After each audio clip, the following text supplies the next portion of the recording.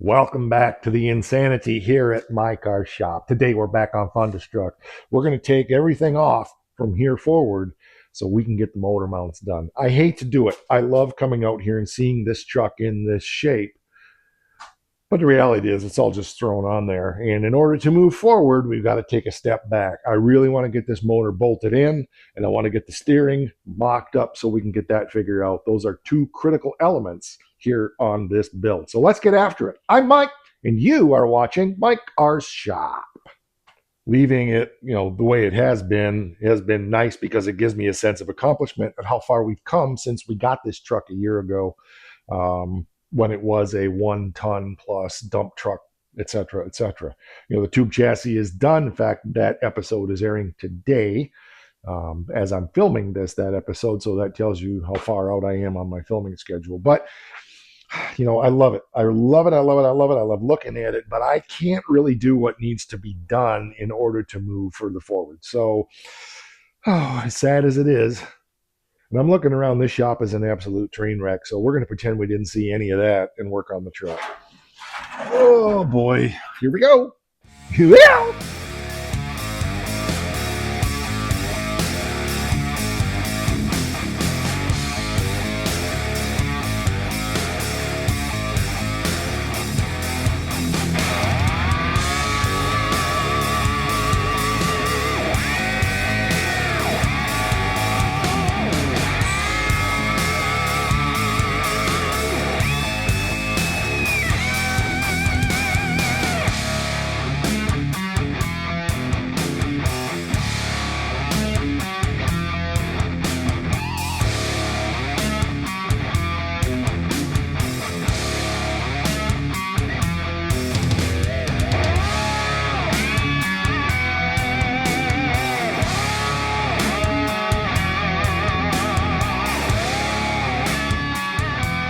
Well, now I have some decisions I need to make because I've been thinking about it, which is really a bad idea.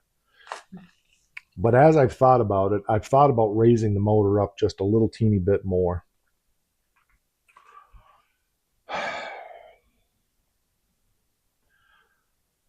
At least as far as the front of the motor is concerned. But it should be pretty straightforward to make a motor mount that comes off the frame here and goes in where that'll bolt. I don't want to go too high because then I create problems up here more than I already have with my firewall. We know we got to cut more of that out.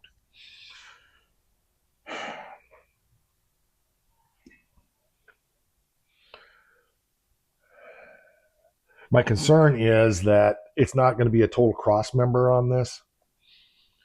But if I raise the motor up a little bit more, that gives me opportunity to go ahead and join the two sides together and make a pseudo cross member. I could make my life a lot easier by putting a truck oil pan on this. I know I could. But I'm going to try not to do that. Why? Because I'm lazy. My rationale actually is if I don't know what the inside of this motor looks like and it runs good, ignorance is bliss. If I pull it apart and I see something, then I'm going to have to fix it. And if the motor runs good and causes no problems and I don't know what's in there, I'm okay with that. I know that sounds dumb, but ignorance is bliss. I'm the kind of person that once I know something, I obsess on it and it drives me nuts until I fix it. And I just assume not know. I mean, if there's something wrong with it, we'll fix it. But if it runs good and it's got a good oil pressure, I don't want to know because then I'll just worry. I got enough to worry about. This hobby, this obsession, this stuff is not what I should be worrying about. I'm just saying. Okay, so I need to come off the frame here, come in with something, and then down, and then over. So the place to start, in my opinion, is get something made that I can run the through bolts through, which we're going to have to take a road trip and get some bolts. But so create the ears, create the piece that goes on, then have it come over and determine what I'm going to attach it to and how I'm going to attach it. I thought about going up and over. I've thought about going down and under because I do have some room down there between the steering and the front of the oil pan. If I came up some with that, that would help quite a bit. If I came up even 2 inches, but I'm concerned about my driveline angle. We know we have to adjust the pinion angle here. So I think I best just leave that alone. This motor is about where it should be. So let's figure it out. This isn't rocket science. This isn't hard. It's just a matter of doing it and figuring it out. Well, you see, I have 6 tape measures in the shop, and I can't find one of them. Mopar engine offset is 2 inches that way. I'm going to continue that because of the way the rear end is offset to compensate for that. So we need 10 inches offset this way, which is about right there. Yep, that's close. And that means that we're 8 inches on the other side. So that's good enough for me to work with.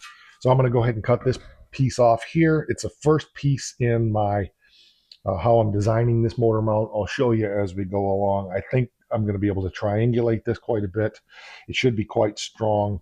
My only concern is the amount of twist that it's going to put on the frame rail, but there's multiple ways we can compensate for that. So not too worried about it, but we're definitely would be helpful if we had some kind of bracing that went all the way across. I honestly think a piece of 2x2 down in there between the two to brace it up will be, I can fit that in there, I'm quite sure. So we'll find a way. There's always a way. My name is Will, and where there's a will, there's a way.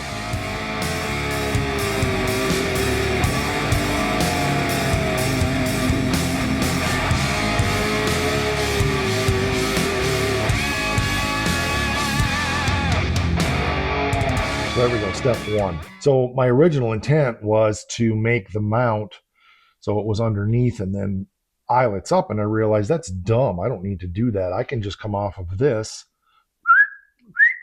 and put ears on there with I'm not sure if I'm going to do bent plates or what I'm going to do, but I can come out from here and over to there and no problem at all. So what I'm thinking, and that's terrible to do, but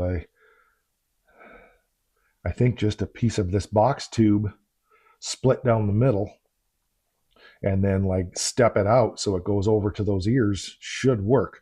And then it won't be ears, it'll just be holes, but that's fine because hot rod. So yeah, I think that'll work.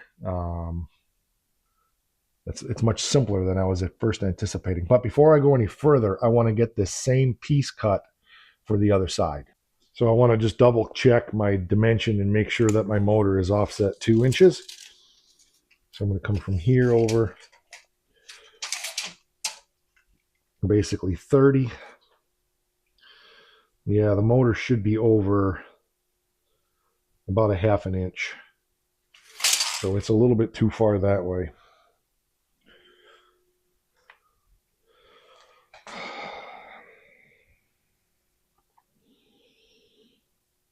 I think the way to handle that, got to think about this. It's not going to be easy to just move that over, so I got to think about this for a minute. And I'm not very good at it. It really hurts. Okay, good news. I just looked it up, and the motor offset actually officially is 1.5 inches. So I think we're okay because we are at, let's try this down here. Inside to inside, we're at 30 inches, and we're just shy of 13.5 right there. So that's right. We're really close within a you know, the spec is 1.25 to 1.5. We're right in the ballpark. So we're good. Good. All right. So now we can figure out the next steps on building the mounts, how we're going to build off of that 2x3 box to get around like that. And I got some ideas on that. I really do. Not saying they're good ideas. I'm just saying they're ideas. Okay, that was an ordeal, but I got it figured out. So that's about what it's going to be like that. It's, yeah, you can see I got my tabs in there. I got a step out. I'm probably going to go down underneath and around with something to give it a little more strength when I'm done. And then from here, we'll gusset down to the frame or down to the motor mount piece that goes over. So that should work okay. Hopefully. 1/8 inch material should be enough because it's a very, very short distance. So hopefully that's going to do it. I don't see why it wouldn't. Um, and then I said, we'll figure out how we can possibly go. The nice thing is, if I decide to, with the way this is, if I decide to get a wild hair and go ahead and pop and put a truck pan on, that frees up a huge amount of space for me to put a cross member in, which I still may do. I'm just trying to say, can I do it without? Because it's already there. So, going to make myself 3 days extra work to try to save 20 minutes. That's what I'm saying. Okay, I got to make a road trip. I got a couple things I got to do for work, unfortunately, even though it's Saturday on Memorial Day weekend. So I'm going to go take care of that, and then I'll be back, and I'll get the other side. I think I'll get this side tack welded together, and then I'll get the other side made. I don't do any welding because I'm leaving. I knew I had to do this. I got to go take care of this stuff. So I'll be back, and we'll be after it. Well, that was a ton of work, to say the least, but the motor is now in place. It's just tacked in. It's hanging on its mounts. I raised the motor up a couple of inches, and I'm really glad I did, because now I will be able to make a cross member that goes around just like this, and I can use the car pan. For some reason, I really want to use a car pan on this, and what I'm seeing is I can now make that cross member so it just comes over, goes down, goes over, comes forward, goes down, over, and up. It should be pretty easy to make. So yeah, I'll get some dimensions on where it's got to be, but I'll do it after I take the motor back out. I've got to weld all of that up. Will this work the way it is? Probably. The back, I think the back of the transmission is down just a little bit too much, but it's hard to say right now. No, it's probably pretty close. But just to get our level on the level, the frame is just a little teeny high on that side. Guess what? Our motor is just a little teeny high on that side. So we are good. That is progress. I feel good about that. With the heater box issue that we have, if we're going to use that duster heater box, I'm likely going to take some more of this out anyway. I feel like I need to take more of this out or else recess it back. We may not use that duster heater box. I don't know. But I would like to, but we'll see. So, I got to take this recess off basically to use it anyway. So it's going to depend on where it falls. That's not my main concern right now. My main concern was to get that motor in. I am going to it's not on the jack right now, but I'm going to put the jack there and just lift it up just to take a little tension, because it's only got it's literally tack welded in there with about 15 tack welds. So yeah, I'm pretty pleased with that. And then getting that cross member, I'm quite convinced that the motor mounts themselves are going to hold the weight. My concern is over time the frame bending like this, and with a cross member in there, that'll eliminate that. So, yeah, that's what I'm thinking. Whether it's right or wrong, that's what I got. Boy, I tell you what, I look at this and I go, I could almost take that K-frame that's outside and chop chunks off of it and stick it in there, but it would interfere with the steering. I have to make it custom. There's no doubt of that. So let me get you over here and see what we got. Okay, so one of the things you'll notice is this is angling up just a little bit and that one's angling down. But if you look at those motor mount bolts, you'll see why. This took me a long time to sort out. That motor mount is actually about an inch higher than that one there. And that's the issue there. So I could have done it a little bit differently, but I was already so far down that rabbit hole. I decided, screw it, that's fine. Once I get the cross member itself done, I may go ahead and open these up so that they're similar to the factory where they just drop in, because it is going to be kind of a pain in the butt to get through bolts in it. But I don't know. How often is the motor going to be going in and out of this thing? Not much, I hope. So is it that big a deal? No. But I'm really glad that even with just the tacks that I have on it, it holds it in place. I've obviously got a ton of welding to do. We'll get that done after the motor is out, because we will be picking the motor out of there. But overall, so she looks pretty good in her overalls. No interference on the torsion bars. I guess I can get my clamp out of there. We don't need that. That's not even holding anything anyway. So yeah, I like it. I like it a lot. Typical hot rod build. I've got interference here with this. There's a couple of ways I can handle it. So first of all, let me show you what I'm dealing with. This alternator, if I put it on there, put the bolt through it, it's hitting down there. So we would have to modify that, which is no big deal. We can do that. But I have another solution. I haven't even tried it. We're going to try it on camera here and see if it salutes. Whoop. I'm thinking this is going to do the job.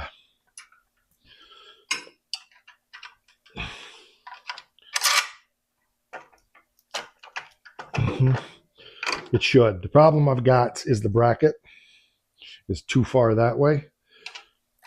But with some creative engineering, let's see, can we, it'll clear is my point. We could put it this way, which I don't think is going to work, but nope, too far out.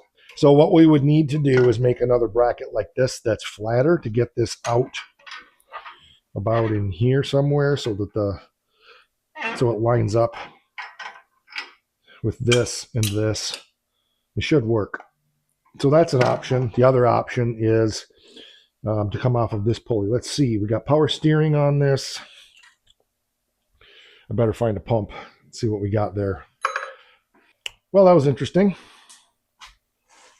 I found two Borgeson TRW style pumps and brackets. I didn't find any Saginaw ones that have the triangular reservoir, which is what this would have had on it. So I can make the other ones work. I'd rather not. I'd rather use the one that was for this, but we'll dig around. I know I replaced the one on my GTS with one, but I thought I would have had a couple more around. If not, we'll find one. You know, we're not far from being able to make this go vroom vroom. Just saying. I'm excited about that. Of course, I want to get I want to get a little further along on this, and then I want to get the steering figured out. Do the broomstick modeling on that. If you've never seen that done before, that can be something you learn to figure out exactly how I'm going to route that, because that steering box is going to be a lot further forward, father, than it would have been, in the 39 Dodge pickup. So the column's got to come down to a point and then flatten out and then come into the box. And we're going to get rid of that stupid Mopar style plunging joint. You can buy replacements for that. So I don't know. I'm intending at this point to reuse the factory column. I think that's the easiest way to go. I got a GM column upstairs. I've got which is a really good hot rod column, and it's got the shifter on the column, which I like. I've got the original in here, and if I'm in here, and that's the one I'm leaning towards, the steering wheel shot. So I've got an extra Challenger steering wheel up there, which might be nice for that. This original column I can easily highly modify, so that interests me much more so than the more modern style. If we do that, then we're going to put one of those great big hot rod shifters like we have in the 47 Ford in it, I think. I'll spend the money on that. So I don't know. I'm just blathering here. I'm tired. It has been a long frickin' day. This kind of stuff does take a lot of time because you're grabbing a handful of air. You're making it out of nothing. And, I re-engineered the thing 3 times. I spent probably an hour just at the bench over there trying different types of metal and different things. Then I made one bracket that I completely screwed up and we had to throw away and start over. Originally I was going to hang it underneath the frame. Then I realized it was interfering with the torsion bars. I didn't video all of that for you because, quite frankly, I needed to focus on what I was doing. So we've now got a good couple inches on the torsion bar of clearance. It's actually, I think, a better way to go, having it inside the frame instead of underneath. My initial intention was to go underneath and then triangulate it with a brace, but I think now that I know we can, because I raised it up some, now that I know that we can create a cross member under there, I think we're going to be okay. So, all right. Yeah, I was hoping to get a little more in this episode, but this is hot rodding. This is the way that it is. It takes time engineering everything, making it all come together, making it all work. I appreciate you being here. We're going to have new merchandise coming soon. I'm really impressed with the samples that I got, so stick around and watch for that. I think you're really going to like it. You've already seen it. There'll be more. And we have channel memberships for around $5 a month. Don't quote me. I know they raised it. It wasn't me. I haven't had a chance to look and see. So it's around $5 a month and up from there. So if you're interested in that, you get access to behind the scenes content as well as pre-release on hands on select episodes. And one more thing at MKS, because I think it's important, you should too. Rock!